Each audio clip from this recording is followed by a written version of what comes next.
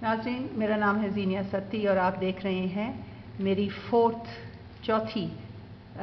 Vlog in a series of vlog, जिसमें मैं आपको एक बहुत बड़े ख़तरे की आगाही दे रही हूँ। ये बेतहाशा बड़ा ख़तरा है हमारे लिए, पाकिस्तानियों के लिए। ये सैलाब से भी बड़ा ख़तरा है, ये किसी बहुत बड़े ज़लज़ले से भी बड़ा ख़तरा है, और ये मईशत की ज़बूं हाली से भी कई ज़्यादा बड़ा ख़तरा है। और ये ख़तरा है वो जिसके ज़रिए पाकिस्तान के अंदर एक वेपन नस्ब कर दिया है हिंदुस्तान की रॉ ने और अमेरिका की इंटेलिजेंस एजेंसी ने, जिसके ज़रिए पाकिस्तानी मीडिया दिन रात 24/7 अफवाज पाकिस्तान के ख़िलाफ़ प्रोपेगेंडा शुरू किए हुए है। एक किस्म की बैंड वैगनिंग है, यानी ये चीज़ एक रवायती चीज़ बनती जा रही है। सोशल मीडिया के ज़रिए, टीवी चैनल्स के ज़रिए anchor persons, main stream anchor persons, established anchor persons जो उभरने की कोशिश कर रहे हैं, वो भी हर कोई अपनी हिट्स के लिए, अपनी रेटिंग के लिए झूठ बोल रहा है, आपको सच नहीं बता रहा, और माइथोलॉजी, मिथ को बिल्ड किया जा रहा है। मिथ उसे कहते हैं ऐसे बयानिए को जो झूठ पे मबनी हो, हक़ाइक़ के ऊपर ना मबनी हो, लेकिन उसको इतनी दफ़ा रिपीट किया जाए और इतने ज़राए से उसको दोहराया जाए कि सुनने वाले के कान जब पक जाएं तो वो समझने लगे कि ये हकीकत है, और फिर वो सुनने वाला भी इसको पास ऑन करे अपनी नेक्स्ट जनरेशन को, जो आगे से फिर पास ऑन करे नेक्स्ट जनरेशन को। इस तरह एक मिथ बन जाती है। पाकिस्तान का मीडिया आपको जब अफवाज पाकिस्तान के बारे में तज़हीक और प्रोपेगेंडा मनफी करता है तो वो झूठ बोल रहा होता है। मिसाल के तौर से आपको बताया जा रहा है दिन रात कि इमरान खान को अफवाज पाकिस्तान लेकर आई थी, कि ये तो एंटायरली पीटीआई का आना हुकूमत में अफवाज पाकिस्तान का प्रोजेक्ट था। प्रोजेक्ट इमरान के रेफरेंस से आपको ये झूठ बताया जाता है, जबकि हकीकत ये है कि अफवाज पाकिस्तान इमरान खान को और पीटीआई को नहीं लेकर आई। अफवाज पाकिस्तान पाकिस्तान मुस्लिम लीग नून और पाकिस्तान पीपल्स पार्टी को लेकर आई 2005 में जनरल मुशर्रफ के जारी करदा नेशनल रिकन्सिलिएशन ऑर्डिनेंस के ज़रिए। जब मुशर्रफ को पता चल गया कि जो नेटो फोर्सेस आई हुई हैं अफ़गानिस्तान में 9/11 के बाद, उनकी बन नहीं रही थी पाकिस्तान के जर्नैलों से, क्योंकि ये सिर्फ पाकिस्तान की अफवाज की वजह से था कि वो अफ़गानिस्तान में पश्तूनों का कत्लेआम नहीं कर सकती थी। अफ़गानिस्तान तो क्या, वो तो फाटा में भी आना चाह रही थी, वहाँ पे भी बम्बार्डमेंट करना चाह रही थी। तो पश्तूनों का कत्लेआम करने से पाकिस्तान ने उनको खुद तो बीच में इंटरवेंशन करने से वो नहीं रोक सकते थे। पाकिस्तान के पास सिर्फ एक लेवरेज था, और वो था कि रसद जो सप्लाई लाइन जाती है पाकिस्तान की सरजमीन से गुजर के अफ़गानिस्तान में, उसको वो बंद कर दें। और अगर पाकिस्तान बंद कर देता तो उनके लिए मुतबादल रास्ते सारे के सारे बहुत ज़्यादा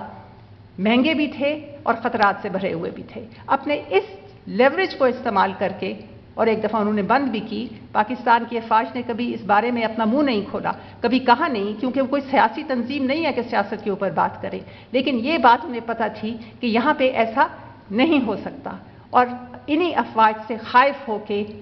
अमेरिका ने वो कत्लेआम नहीं किया, वो जेनोसाइड नहीं किया जो वैसे वो आसानी से कर सकते थे। तो नाज़रीन, ये जो कहा जा रहा है आपको कि इमरान खान को वो लेके आए थे, वो अपने नेशनल रिकन्सिलिएशन ऑर्डिनेंस उन्हें इसलिए इशू किया था कि उन्हें पता था कि अगर उन्हें इस तरीके से हटा दिया गया किसी अंडरकवर ऑपरेशन के ज़रिए, जो कि क्योंकि टेंशन तो डेवलप हो गई थी उनके दरमियान, और अफ़गानिस्तान में जो नेटो फोर्सेज आई हुई थी ख़ास तौर से अमेरिका के दरमियान, पेंटागन के दरमियान, तो उन्होंने समझा कि अगर उनको हटा दिया गया, जैसे अफ़गानिस्तान में 1953 में मुसद्दक़ की हुकूमत को हटाया गया था, जिसको ऑपरेशन एजेक्स कहते हैं वो अब तारीख़ के औराक में, तो फिर बेहतर यही है कि पाकिस्तान में एक ऐसे लोगों की हुकूमत आए, पॉलिटिकल पार्टीज़ की हुकूमत आए जो पहले हुकूमत कर चुके हैं, जिनको तजर्बा है हुकूमत करने का, ताकि पाकिस्तान को अच्छी गवर्नेंस मिले। पाकिस्तान कोई बुरे और ना तजर्बाकार हाथों में ना चले जाए, कोई ऐसे हाथों में ना चले जाए जो कि खेलना शुरू कर दे फॉरेन इंटेलिजेंस एजेंसीज़ के हाथों में। और वो देख रहे थे कि किस तरह पेंटागन ने रॉ और हिंदुस्तान की मिलिट्री को बुलाया था अफ़गानिस्तान में, और वो दोनों मिलजुल के अब पाकिस्तान के ख़िलाफ़ کافی کچھ کر رہے تھے. تو اس لیے حالانکہ آپ جانتے ہیں کہ جنرل مشرف کی نواز شریف کے ساتھ کم از کم بالکل نہیں بنتی تھی. ان کا جو طیارہ تھا وہ اپیرنٹلی نواز شریف نے حکم دیا تھا کہ COAS جس طیارے میں بیٹھا ہے اس کو کولمبو لے جاؤ, پاکستان میں اتارو ہی نہ. 99 کی یہ بات ہے, اور نیوکلیر ویپنز کنٹری ہے, اور نیوکلیر ویپن کنٹری کا ایک جرنیل ہے. اگر وہ کولمبو چلا جاتا, وہاں سے کہیں کڈنیپ ہو جاتا, ہندوستان اس کو اغوا کر کے لے جاتا, تو پاکستان کے لیے یہ کتنا بڑا سیکیورٹی رسک تھا. تو اس قسم کی بیڈ ریلیشن شپ تھی, لیکن اس کے باوجود افواج پاکستان نے پاکستان کو گورننس دینے کے لیے نیشنل ریکنسیلیشن آرڈیننس پاس کیا,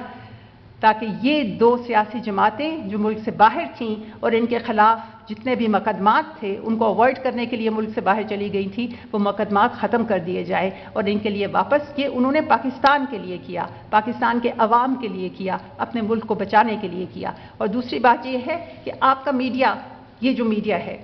جو اپنی ہٹس کے لیے اور اپنی ریٹنگز کے لیے مسلسل جھوٹ بول رہا ہے اور ہر وقت افواج پاکستان کے اوپر پائل اپ کر رہا ہے, ہر قسم کی وہ بات جو نیگیٹو ہے, یہ بھی نہیں بتاتا کہ جب ریمنڈ ڈیوس افیئر ہوا تھا تو ریمنڈ ڈیوس تو GHQ کے انڈر نہیں تھا, اور جب اس نے قتل و غارت گری کی لاہور میں, تو جن حکومتوں نے اس کو اریسٹ کر کے پھر بھیجا, بھئی یہاں تو اریسٹ ہی نہ کرتے نا, کہتے کہ وہ بھاگ گیا ہے, ہمیں نہیں پتہ کہاں ہے, اس کے لیے کوئی مین ہنٹ شروع کر دیتے, اور پھر اس مین ہنٹ کے بعد کہتے ہمیں کہیں نہیں ملا, پتہ نہیں کہاں غائب ہو گیا ہے, شاید یہاں سے بھاگ کے ہندوستان چلا گیا, کیا کس طریقے سے. مگر نہیں, اس کو پہلے اریسٹ کیا, اریسٹ کر کے اپنے قید خانے میں جب لے گئے تو اتنی بڑی قتل و غارت گری, اور پورا لاہور دیکھ رہا ہے, لاہور کی مصروف ترین شارع کے اوپر, مال روڈ کے اوپر اتنے زیادہ آئی وٹنسز ہیں, تو اس کے باوجود تھوڑا سا دباؤ جب امریکہ سے آیا تو ریمنڈ ڈیوس کو انہوں نے رہا کر دیا اور اس کو بھیج دیا. تو اس کا لوگوں کے دل و دماغ پہ کیا اثر پڑا ہوگا, کیونکہ حکومت پنجاب میں پاکستان مسلم لیگ نون کی تھی اور مرکز میں حکومت پاکستان پیپلز پارٹی کی تھی. جب یہ بات ہوئی وہ متنفر نہیں ہوئے ہوں گے, یہ بھی میڈیا نہیں بتاتا. میڈیا یہ بھی نہیں بتاتا کہ اس واقعے کے بعد عمران خان کی گڈی چڑھی تھی سیاست میں. اس سے پہلے تو عمران خان کو کوئی سیریس ہی نہیں لیتا تھا, کیونکہ وہ تمام لوگ جو اس چیز سے نالا تھے, جنہیں بہت بڑا صدمہ ہوا تھا, دکھ ہوا تھا, شوق ہوا تھا, انہوں نے کہا چلو یہ لیڈر تو ہمیں کچھ نہیں دیں گے, یہ ہماری ریپرزنٹیشن نہیں کر سکتے, عمران خان کے پاس چلتے ہیں. اس کے بعد اکتوبر 2011 میں اسی شہر میں جہاں ریمنڈ ڈیوس کا واقعہ ہوا تھا, وہاں یادگار پاکستان پہ عمران خان نے جو جلسہ کیا وہ ایک تاریخی جلسہ تھا. اتنی زیادہ وہاں پہ خلقت تھی, لاکھوں لوگ وہاں پہ گئے تھے. اس سے پہلے صرف ذوالفقار علی بھٹو کے جلسے اتنے بڑے بڑے ہوتے تھے پاکستان کی تاریخ میں. اس کے بعد یہ پہلا جلسہ تھا جو اتنا بڑا تھا, اور اگر افواج پاکستان لانا چاہتی ہوتی عمران خان کو تو پھر اس جلسے کے بعد 2013 کے جو الیکشن ہوئے تھے اس الیکشن کو مینیپولیٹ کرتی اور عمران خان آ جاتا. مگر اس الیکشن میں عمران خان نہیں آ سکا. اس الیکشن میں نواز شریف نے مخلوط حکومت بنائی. تو ناظرین, میں آپ کو صرف یہ مثال دے رہی ہوں کہ کس طرح یہ حقائق کو ڈسٹورٹ کرتے ہیں, ڈس انفارمیشن پھیلاتے ہیں اور پروپیگنڈا کر رہے ہیں افواج پاکستان کے خلاف, جو بہت ہی خطرناک ہے. کیونکہ ہمارا ملک, خیر آپ اپنے ملک کی فوجوں کے خلاف, سیکیورٹی فورسز کے خلاف پروپیگنڈا کرنا شروع کر دیں, وہ بھی بغیر کسی وجہ کے, تو وہ تو ہر جگہ ہی خطرناک بات ہوتی ہے. لیکن پاکستان کے ضمن میں یہ اور بھی زیادہ خطرناک اس لیے ہے کہ ہم ایک نیوکلیر ویپنز کنٹری ہیں, اور نیوکلیر ویپنز کے بارے میں آپ کو پتہ ہے کہ ویسٹ کیا کہتا ہے, وہاں کا نیریٹو کیا ہے. وہ کہتے ہیں کہ نیوکلیر ٹیررزم ہمارے لیے سب سے بڑا خطرہ ہے. لہٰذا اگر افواج پاکستان کنٹرول کرتی ہیں ہمارے ویپنز کو, ہمارے ویپنز کی کسٹوڈین افواج پاکستان ہے, آج تک انہوں نے اس زمن میں کوئی برا واقعہ نہیں ہونے دیا, کوئی حادثہ نہیں ہونے دیا, کوئی ریڈیشن لیکیج نہیں ہونے دی. لیکن آپ دن رات اگر ان کو ڈسکریڈٹ کرنے کی کوشش کریں گے, اور یہاں پہ بہت سی ایسی تنظیمیں ہیں جو سر اٹھا رہی ہیں جن کے ساتھ بھی افواج پاکستان ہی ڈیل کرتی ہیں, اگر پاکستان کی نیشنل سیکیورٹی کو ان تنظیموں سے کوئی خطرہ ہو, کسی قسم کا خدشہ ہو, وہ پولیٹیکلی بھی ان کے ساتھ ڈیل کرتی ہیں نیگوسیشنز کے ذریعے, وہ ملیٹریلی عسکری انداز میں بھی ان کے ساتھ ڈیل کرتی ہیں ٹارگیٹڈ آپریشن کے ذریعے. تو جو میڈیا کر رہا ہے اس کا مطلب یہ ہے کہ میڈیا جس طریقے سے افواج پاکستان کو ڈسکریڈٹ کرنے کی کوشش کر رہا ہے, وہ ان بڑی طاقتوں کو, مغرب کی بڑی طاقتوں کو, امریکہ کو خاص طور سے, جس نے کہا ہے کہ ہم کسی ملک کی ساورنٹی کو تو بالکل نہیں مانیں گے اگر وہاں نیوکلیر ٹیررزم کا ہمیں خطرہ ہو. تو اگر ٹیررسٹ کے ہاتھ میں نیوکلیر ویپن چلا جائے تو یہ وہ لوگ ہیں جو اپنا آپ کے اوپر حملہ کرنے کے بعد ریٹرن ایڈریس نہیں دیتے, لہٰذا ہم وہاں پری ایمپٹیو اسٹرائک کر سکتے ہیں. تو پاکستان کا میڈیا جو کر رہا ہے یہ راہیں ہموار کر رہا ہے ناظرین اس قسم کی پالیسی کے لیے اس سیکیورٹی فورس کو ڈسکریڈٹ کرنے کے ذریعے جس کو ڈسکریڈٹ اگر آپ کریں گے اندرون خانہ جھوٹ بول کے ڈس انفارمیشن کے ذریعے حقائق کو مس کر کے تو پھر آپ ان لوگوں کے ہاتھ مضبوط کر رہے ہیں جن کے پیچھے عین ممکن ہے ہندوستان کی رو ہو اور وہ یہ چاہیں گے کہ پاکستان کے جوہری ہتھیاروں کے بارے میں ایک ایسا خدشہ ایک ایسا اسکینڈل بنا دیا جائے جس میں کہا جائے کہ وہ تو سیف ہاتھوں میں ہے ہی نہیں. میں نے یہ آپ کو مثال دی ہے کیونکہ میں چاہتی ہوں کہ آپ سوچیں ان وی لاگز میں اور یہ سیریز آف وی لاگز ہے جو میں کرتی جاؤں گی ناظرین میں آپ کو حقائق بتاؤں گی. آپ سوچیں کیونکہ آپ کے پاس تعلیم ہو یا نہ ہو ڈگری ہو یا نہ ہو میں نے کام کر کے گراس روٹ لیول میں یہ سیکھا ہے کہ آپ انتہائی